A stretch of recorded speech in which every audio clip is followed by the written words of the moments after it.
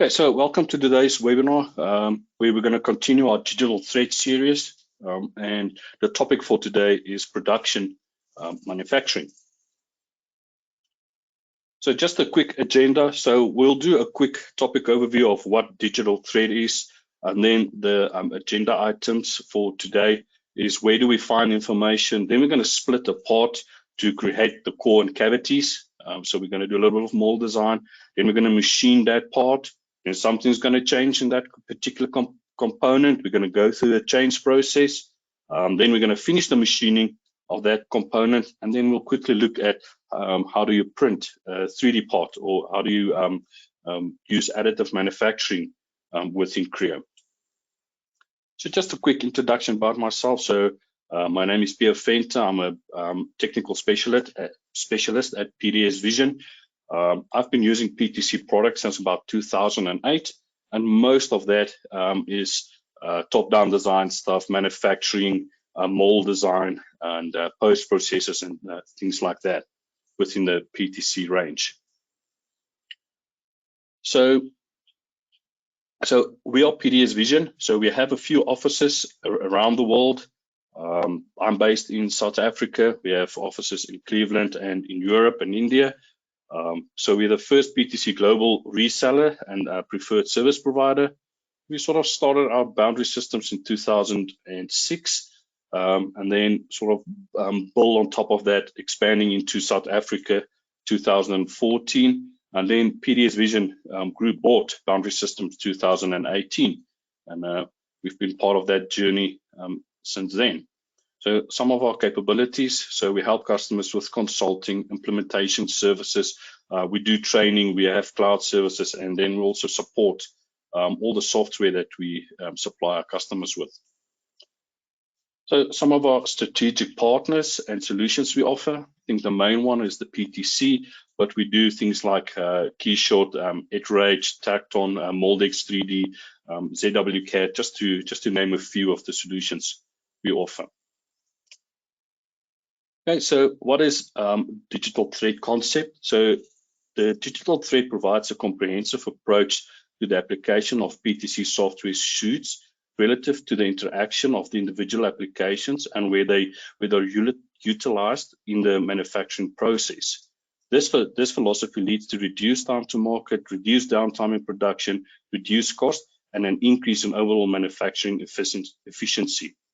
So in this series, we'll look at how all those bits and pieces of the software work together and sort of create this digital thread concept. So we're going to continue with the car model that we've created. So when we started with the series, we sort of did all the bits and pieces on this car, and today I'm going to continue with that. So the first thing that we'll need to do is to look for information.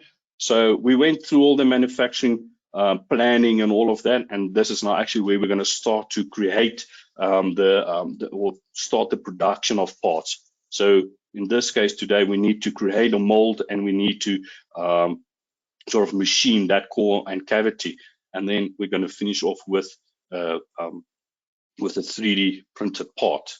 Okay, so we're going to use our database. We're going to find information in there.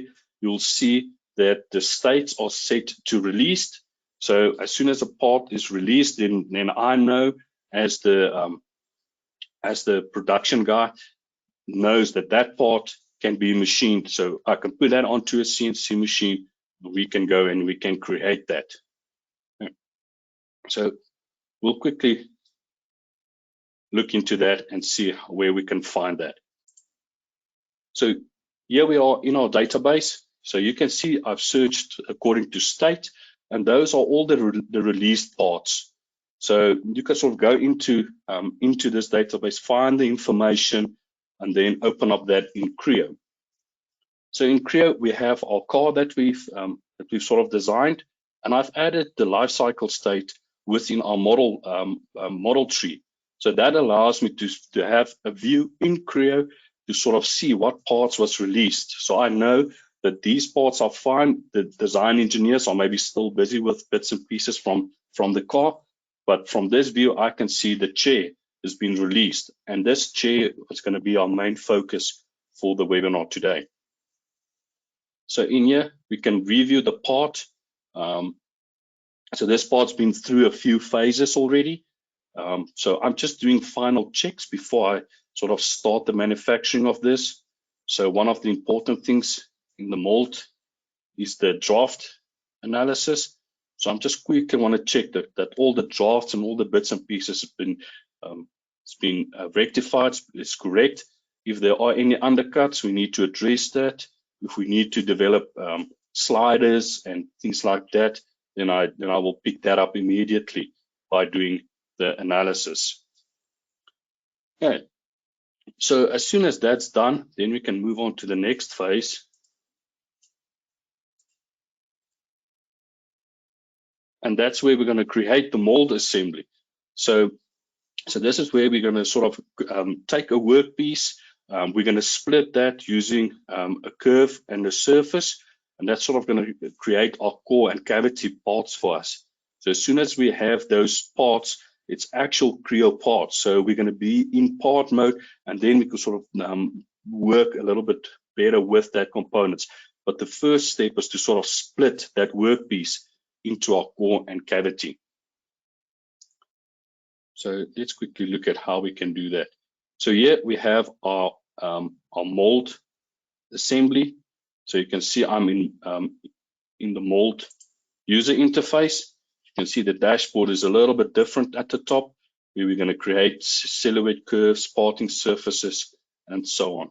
You also notice that I've used an external merge to place my component, but that's just linking everything up with the original part. Okay, so before we can create our parting surface, we need to create our silhouette curve. So because our draft angles and everything is pretty good on this particular component, I have that curve already. If we need to design sliders, gap closures for this specific part, all the tools are there to go and do that. This one, luckily, we don't have to do too much around that. So once we have that curve, we can go into our parting surfacing tool, and this is where we're going to create the surface to go and split our mold into the core and cavity. So once again, we have a lot of tools that's available, but it makes sense to use our skirt surface tool in this example. So I'm just going to use the curve that I've created a few steps back, and I'm going to say, well, okay, so that's the one that I want to use. But you'll notice that if I hit preview, nothing is changing. So it's not creating the feature. So I have to work a little bit with this. So it's a funny type shape. So if I play around with the extensions, then I will be able to create the surface from the curve. So all I need to do is just to tell Creo, okay, so there's a few arrows showing in the wrong direction, and that's causing an issue. So I'm just going to grab those arrows, and I'm going to point them all in the same direction, and I'm going to use the surface from my workpiece, and that's going to create those arrows. So you can see all of them pointing in one direction. I'm telling Creo, so use the next arrows, point them into a certain direction. So in this case, that surface is going to make sense.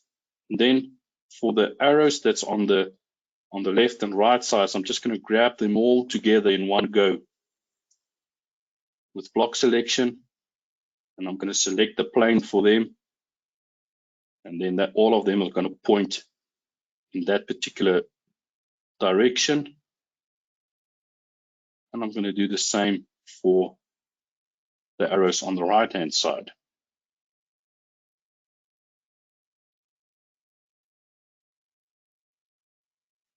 So the correction is right. So now all my arrows point in a certain direction. If I hit the preview now, we'll see that the surface has been created. Okay, so that's great. That's what we need.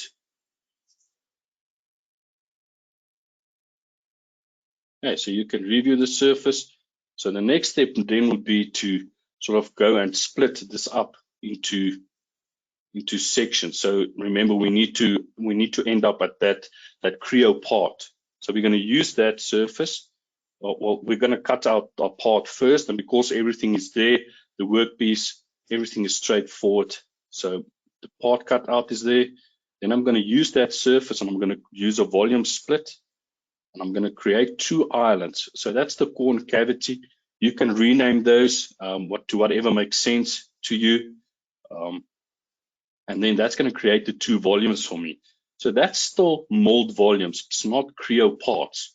So the next step would be to go and convert those to actual Creo parts that we can work with it, add cooling channels and things like that. So I'm just going to tell Creo, okay, so use a specific island. Once again, you can rename it to whatever makes sense to you. And now you will see in the model tree, and because I'm linked to Windchill, it's going to give me those little yellow stars, and those are actual Creo components now. So here you will see that I'm in part mode. It's a part that's open. I've got that extract feature in my model tree. So that means everything is linked all the time. So as soon as we go through the change process, then you will see how everything updates. And that's because I used the correct features. Okay, so now we have that Creo part. So the next step would be to go and start machining this part. So we have the concavity now. Now we need to machine it. So we have a 3-axis milling machine, and we're going to use that in Creo, and we're going to create those tool paths.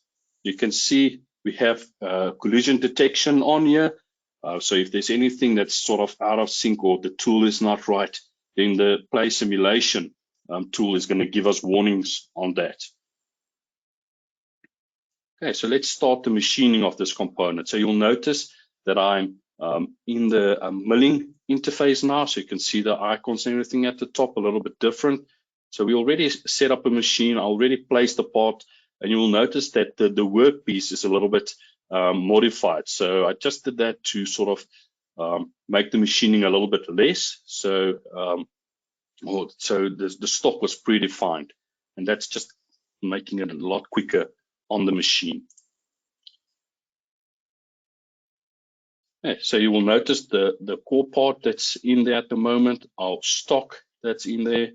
We've got our coordinate systems that we're going to use for G54s. So it's going to calculate from that. And then I've just added one roughing sequence. So we're going to use the simulation tool within Creo. And we're just quickly going to view that roughing cycle. So you can see how that's going to move, where it's going to sort of end. And that's sort of going to give you an idea of how to machine the component. So we have some clearance in this component with that particular tool. So I'm just quickly going to edit definition, this roughing sequence, and then just walk you through the parameters and the tools that I've used. So you can see I've used a solid tool that I've imported into this assembly, and then some of the parameters. So quite a big step over. I'm leaving a lot of material and a big depth step. Okay, so I'm just going to use that flute length to its maximum at the moment. So the machine is going to work hard on this first cut. And there's the simulation for that roughing cut. Okay, so now we've got one sort of sequence done. And like with everything else, the design engineers will let you know that they've changed something and you need to go and make a change. Okay, so you just done one roughing pass. You could have completed the part and they could have let you know, wait, before you put that onto the machine, we need to make a change. So in this case, we were notified by either the engineers or from the database that, listen, there's a change process on the go. Just halt the machining and then you can go and review that. So in this case, we need to go and just review the part, make the changes, and then sort of update everything that goes with that. So it's a small change. We just need to add some rounds. So no need for a design engineer or anything like that to do that particular change. I'm going to do it on the fly, and I'm going to add the rounds that they've asked for. Right. So adding the rounds, I can go and I can recheck the part, and now what needs to happen is now we need to work this whole process. So you can still see that in the mold design that I've done, there's still those sharp corners. So that's not correct. So I'm going to regenerate this, and then Creo's going to tell me, listen, something has changed. There's extra references. I don't know what to do with those extra references. So the rounds that what needs to happen with those? So the one that's causing the issue is that that skirt surface that I've created. Because I'm going to change this part, I need to check it out of our database, and that's sort of going to revise that. So the one that's causing the issue was those extensions. So you remember the round that I've added, so it doesn't know what to do with those arrows that was on that particular round. So I'm just quickly going to redefine the things that changed. You can see it's only 2 of the sets that I need to change. I'm going to pick the surface that I want them to use. I'm going to pick the other side. I'm going to fix those arrows, point them in the direction where I want them to be. Select the side surface. Say OK. Now I can preview. So you can see the skirt surface and that round. It knows what to do with those references now. And now I can just finish that. And then just a quick regenerate to update everything. Then my core and my cavity is updated with the new round that's been added. You can see there's the part that I machined, and it's only still one roughing sequence. Okay, so that roughing sequence, everything will update now according to the change that we've made. Remember, that change was made to the original part. Okay, so next we need to complete the assembly, the NC assembly now. So we need to check that roughing sequence is updated, and then we need to add a few other sequences to sort of complete that part. Right, so you'll see that I've created a few extra steps just to get us to a certain point on the core component. So let's go and add those extra. So in this case, I'm going to use the process manager, and I'm going to use a template to add a few extra. So the re-roughing and a few finishing sequences. So these templates are saved as XML files. You can use them on any part. You don't have to go to a specific part or specific thing. You can use it on whatever you like. So in the re-roughing, I just have to edit definition, and I have to tell Creo, okay, so on the re-roughing, what should the previous roughing be? So I'm telling him that. And then I used a mole window, so I just need to tell them, so on the new template, use the following mole window, and that's sort of going to guide the tools. So it's only going to move in that particular window that I've specified. So now what we can do is we can go and we can simulate this in the material removal simulation tool. So it's just going to update everything. You'll notice the workpiece. I'm going to turn off the tool paths, and we're going to sort of play the simulation in the material removal. Let's speed that up. And it's going to run through that. So you'll notice that it did the roughing and then the extra finishing and the high-speed finishing. And that's where we're going to end off with that particular component. Okay, so we went through the change process. We sort of picked up where we left off with the CNC machining, and then just completed that. Yeah, so that's sort of taking us to the end of the CNC manufacturing. So now with the additive manufacturing, we need to go and print this particular bracket part. Okay, so we're going to look at a few things when we print this component. We're going to sort of define the build direction. So there's a few things that we can change when we do that. We can validate the print, so it's going to check if it's printable, and then we can also create supports for that. So you'll see the yellow pieces in the screenshot, and then sort of set that up for our printer. Send it to the printer or save as a STL file or whatever file format the machine might need. You can save it into that particular format. So let's quickly go and find that. So you'll see we're going to grab the parts from our database again. So I'm just going to search for the part, and you'll notice that we've got one 3D bracket here that's been cancelled. The other one has been released, so I know I need to pick the released one. Okay, so this is the released part, and this is the one that needs to go into the printer. So I just predefined a few things here, so I'm just quickly going to edit definition, the build direction. And remember, we're checking that out of our database, which means we're going to work with that. We're going to make some changes, so we need to check it out, check it back in. And so in our build direction, we have a few things that we can set. We can specify the critical angles. We can play around with orientations and things like that. And then that's sort of going to give you an idea of where the supports will need to be. Yeah, so I'm just going to cancel that. And then we're going to go into our 3D print. I'm going to go File, Print, Prepare for 3D printing. And that's going to take us to a different user interface, or not a user interface, but just a different dashboard. If you're new to 3D printing, the help files is available, so you can go and look for those if you need to. And then we're going to tell Creo, okay, so we've defined a build direction.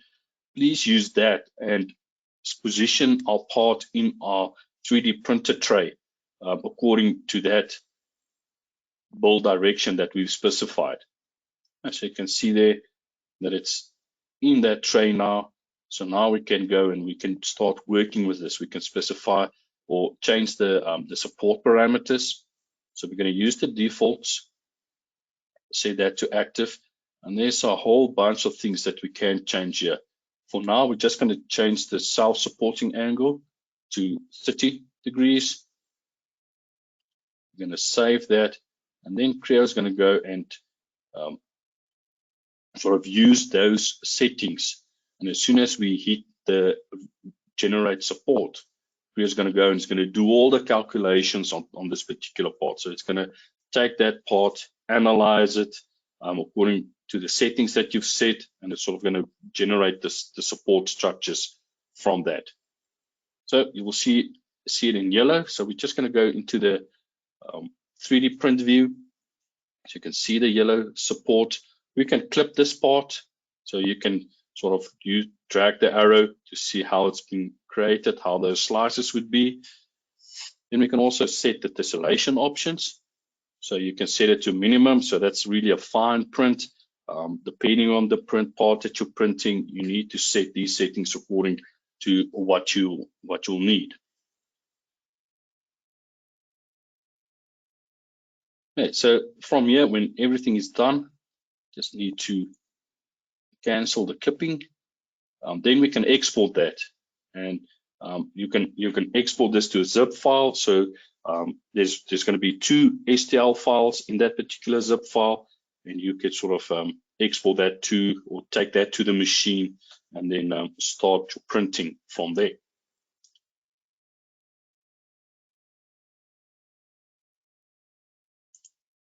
Okay, sorry, I skipped a slide. Okay, so let's just quickly summarize what we've done today. So we sort of took every information that was previously done. There's a few states of these components. We worked on the released states that sort of told us that these parts are complete. We can start producing them. We can start to make them. We did that with the 3D print part, and we did that with the chair.